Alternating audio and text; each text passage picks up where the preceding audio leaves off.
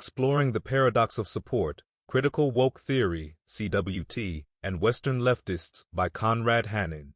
Introduction. In recent years, a curious phenomenon has emerged within certain segments of the Western leftist movement, a pattern of support for groups like Hamas, which, at first glance, appear to be at odds with traditional leftist values. This paradoxical stance is intriguing, as it diverges from the core principles typically associated with leftist ideologies, such as a staunch commitment to human rights, social equality, and a firm opposition to authoritarian regimes. The endorsement of Hamas, frequently critiqued for its militant approaches and governance policies, poses a compelling contradiction. The resolution to this ideological puzzle lies in understanding the concept of critical woke theory, CWT. In contrast to broader critical theories, this perspective challenges established viewpoints, redefining allyship and opposition within political activism. At the heart of critical woke theory is the view of Western capitalist democracies as the central axis of systemic oppression. By examining the influence of critical woke theory, we can begin to comprehend the complex dynamics behind the support for organizations whose actions and ideologies might seem fundamentally misaligned with leftist values. This analysis reveals the intricate interplay of perceived oppression and shifts in responsibility paradigms, offering insight into the motives and implications of this unique aspect of modern political activism. Understanding critical woke theory. Critical woke theory, emerging as an offshoot of broader critical and social theories, represents a distinct movement within contemporary sociopolitical thought.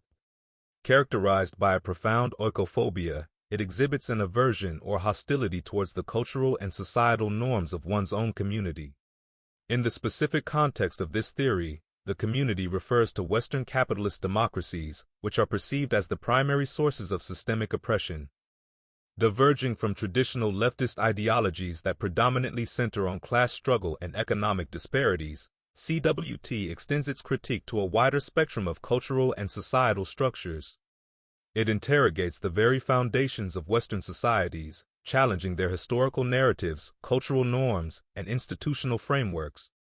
This approach is rooted in the belief that these elements collectively contribute to sustaining and perpetuating various forms of oppression.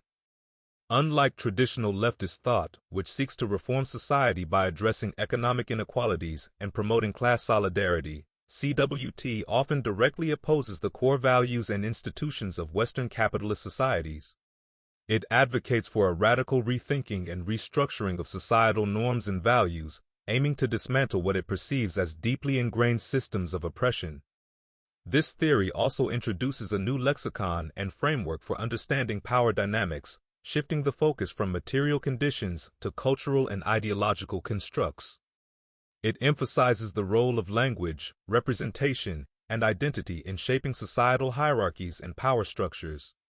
By doing so, it seeks to expose and challenge the subtle and overt ways oppression is manifested and maintained in contemporary society.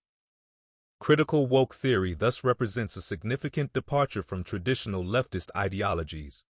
It brings a new dimension of political activism to the fore, prioritizing cultural and ideological critique over economic or class-based analysis. This shift in focus has profound implications for how societal issues are understood and addressed, and for the alliances and oppositions formed within the political landscape. The attraction to contradictory alliances. The support extended by some Western leftists to organizations like Hamas presents a multifaceted and complex issue. It's crucial to note that Hamas is designated as a terrorist organization by the United States and the European Union. This designation is primarily due to its use of violence and its stated objectives, which include the destruction of a sovereign state, Israel. This support starkly contrasts with the progressive values typically championed by leftists, such as peace, human rights, and democratic principles. Yet, through the lens of CWT, this paradoxical support is given a context. The theory posits that entities in opposition to Western capitalist democracies are seen as natural allies in the struggle against perceived systemic oppression.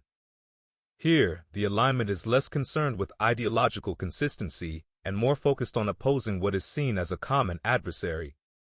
Critical woke theory, in this context, offers a rationale for supporting groups that are in direct conflict with Western interests, regardless of their own practices or ideologies. This perspective allows for the overlooking of certain actions and policies of these groups that would otherwise be condemned under progressive values. The theory reinterprets these actions as a form of resistance against a greater oppressor, thus justifying support or at least a reluctance to condemn. This approach raises significant questions about such alliances' moral and ethical implications. It challenges the conventional boundaries of political solidarity and forces a reevaluation of the principles that govern such support. The theory's framework suggests that the fight against perceived larger systemic issues takes precedence over the individual policies or actions of the groups being supported.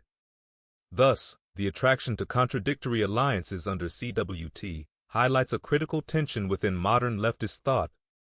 It brings to light the complexities of defining oppression and resistance in a global context and the challenges of aligning political support with consistent ethical and moral principles. The blame game and the oppressor-oppressed dynamic. At the heart of CWT lies the dichotomy of the oppressor and the oppressed, a narrative fundamental to understanding the theory's perspective on global conflicts and alliances.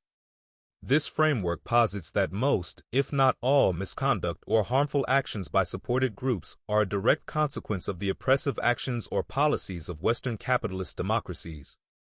This viewpoint casts these groups in a perpetual state of victimhood, attributing their actions to external provocations rather than internal ideologies or choices. This framing has significant implications for how responsibility and blame are assigned.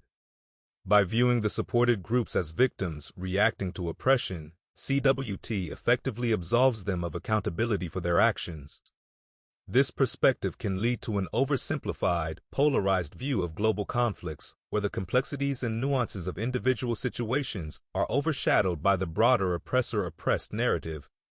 This dynamic introduces moral and ethical complexities into the support extended by Western leftists to groups like Hamas.